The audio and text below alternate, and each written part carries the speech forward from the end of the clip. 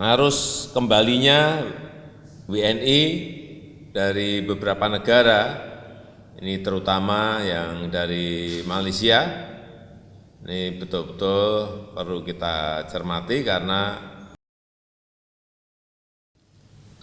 Bismillahirrahmanirrahim.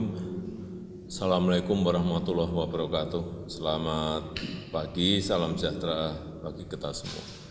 Yang saya hormati Bapak Wakil Presiden, Bapak sekalian yang saya hormati, sebagaimana kita ketahui bahwa sekarang lebih dari 202 negara dan teritori di seluruh dunia menghadapi tantangan COVID-19 seperti juga Indonesia.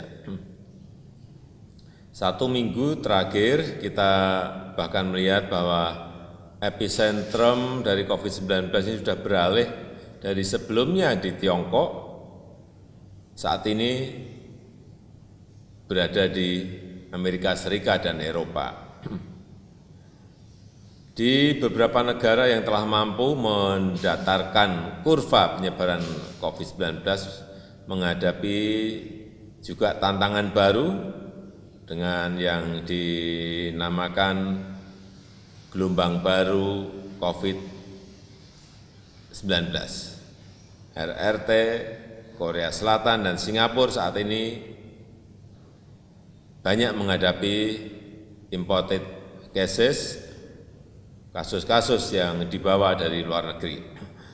Oleh sebab itu, prioritas kita saat ini bukan hanya mengendalikan arus mobilitas orang antar wilayah di dalam negeri, arus mudik yang kemarin sudah kita bicarakan, tapi juga harus bisa mengendalikan mobilitas antar negara yang beresiko membawa imported cases.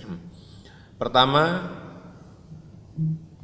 arus kembalinya WNI dari beberapa negara, ini terutama yang dari Malaysia, ini betul-betul perlu kita cermati karena ini menyangkut bisa ratusan ribu, bisa jutaan WNI yang akan pulang. Saya menerima laporan dalam beberapa hari ini, setiap hari ada kurang lebih 3.000 pekerja migran yang kembali dari Malaysia. Selain pekerja migran di Malaysia, kita juga harus mengantisipasi kepulangan dari para kru kapal, pekerja ABK yang ada di kapal. Perkiraan kita ada kurang lebih 10.000 sampai 11.000 ABK. Ini juga perlu disiapkan dan direncanakan tahapan-tahapan untuk men-screening mereka. Yang kedua, pergeseran epicentrum COVID-19 ke Amerika Serikat dan Eropa, maka kita juga harus memperkuat kebijakan yang mengatur perlintasan lalu lintas warga negara asing ke wilayah Indonesia. Dan terkait kembalinya WNI dari luar negeri, prinsip utama yang kita pegang adalah bagaimana kita melindungi kesehatan para WNI yang kembali dan melindungi kesehatan masyarakat yang berada di tanah air. Karena itu, sekali lagi saya ingin menekankan yang pertama, protokol kesehatan harus terus ketat dilakukan, baik di airport, di pelabuhan, di pos lintas batas. Kemudian mungkin bagi yang tidak ada gejala bisa dipulangkan ke daerah masing-masing, tetapi statusnya adalah ODP. Jadi setelah sampai di daerah, betul-betul kita harus menjalankan protokol isolasi secara mandiri dengan penuh disiplin.